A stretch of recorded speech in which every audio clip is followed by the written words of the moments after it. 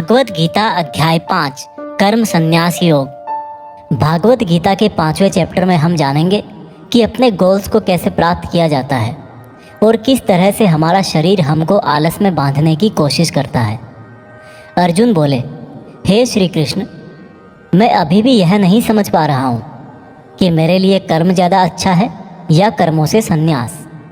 श्री कृष्ण बोले, देखो अर्जुन, भले ही संन्यास और कर्म दो अलग अलग रास्ते हों, लेकिन दोनों की मंजिल एक ही है और वो है भगवान।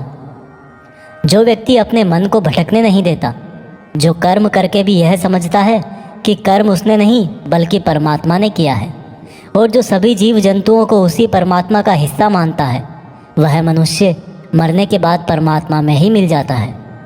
महान पुरुष अपना हर काम खुद के विचारों को साफ करने और दूसरों का कल्याण करने के लिए ही करते हैं। परमात्मा कभी भी मनुष्यों को बुरा काम करने के लिए नहीं उकसाता, बल्कि लोग खुद ही अपने क्रोध और मोह में आकर बुरे कर्मों के साथ साथ उनके फलों का भी निर्माण करते हैं।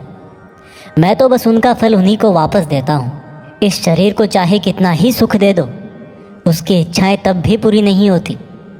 इसलिए अर्जुन, तेरे जैसे बुद्धिमान व्यक्ति को शरीर की इच्छाओं में मन नहीं लगाना चाहिए।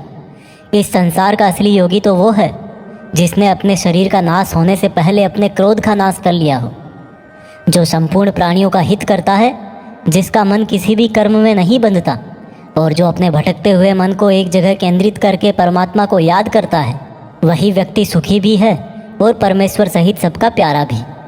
हे अर्जुन, ये इंद्रियां, मन, बुद्धि, इच्छा, आशा, डर और क्रोध ही तेरे दुश्मन हैं। इनका त्याग कर। दोस्तों, हमारी बॉडी यानी कि शरीर हमेशा रिलैक्स रहना चाहता है, क्योंकि बाय नेचर शरीर एक निर्जीव चीज़ ही है अगर उसमें आत्मा ना हो तो। लेकिन हम यह सोच लेते हैं कि मैं तो शरीर हूँ, ये मेरी आँखें हैं, ये मेरे हाथ हैं और अब मेरा शरीर मुझे सोने के लिए बोल रहा है। तो इसका मतलब यह है कि आपका शरीर आपकी बुद्धि पर भारी पड़ चुका है। इसलिए आपको यह समझना होगा कि आप आत्मा हो और इस शरीर को आप अपनी बुद्धि से जिस तरह चलाना चाहोगे वह वैसा ही चलेगा। दोस्तों, जो रास्ते भागवत गीता में बताए जा रहे हैं वह मनुष्य को परमात्मा से मिला देते हैं, और अगर आप इन सब बातों को अपनी लाइफ में उतारोगे तो आप अपने सपनों को तो आसानी से हासिल कर ही लोगे।